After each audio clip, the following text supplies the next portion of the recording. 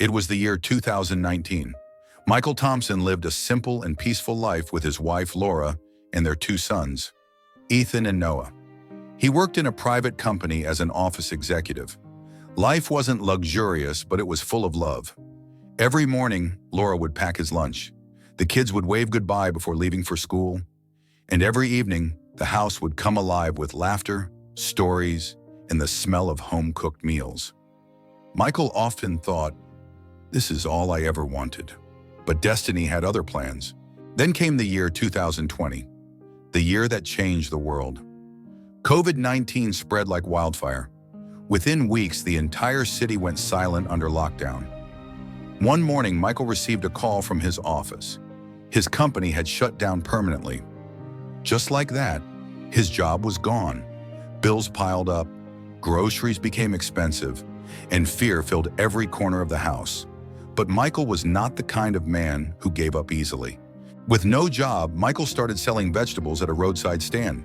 Sometimes he sold masks, sometimes bottles of hand sanitizer. He worked day and night, not for himself, but for his family. He faced humiliation from neighbors who once respected him. But when he saw Laura smiling and his sons eating a proper meal, he knew it was all worth it. Those days were the hardest, yet they brought the family closer than ever. By the end of 2021, things began to improve. Lockdowns were lifted, offices reopened. Michael was full of hope again.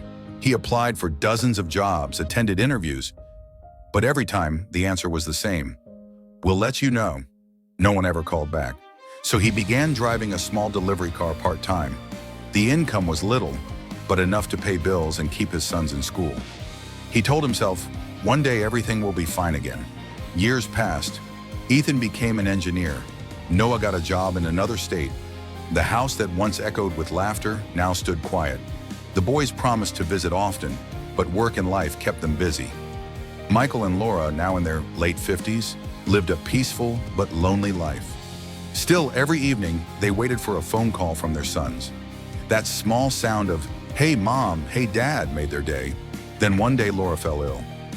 At first it seemed like a simple flu, but as days passed, her condition worsened. Michael took her to every doctor he could afford. Medicines, injections, prayers. Nothing worked. After weeks of struggle, Laura took her last breath, leaving Michael in a silence he had never known before. The man who once worked day and night for his family now sat alone at the edge of his bed, talking to the empty side where his wife once slept. Days turned into weeks. Michael barely ate. He wandered through the rooms, touching the walls like old memories. He missed her laughter, her tea, her scolding. Everything reminded him of her. His sons called often, but he said little. They wanted to bring him to the city, but he refused. "This is our home," he'd say. "Your mother is still here." But deep inside, he was drowning in loneliness. 2 months later, his sons came home. After a long talk, they convinced him to move to an old age home. They wanted him to be safe, cared for, and surrounded by people. At first, Michael resisted, but eventually he agreed. Now he lives in a quiet room, where mornings begin with the sound of birds, and evenings end with stories from other residents. He often looks at the photo of Laura by his bedside and whispers, "We built a beautiful life, didn't we?" Life teaches us that everything changes: jobs, people, time. But love never leaves. It just changes its address.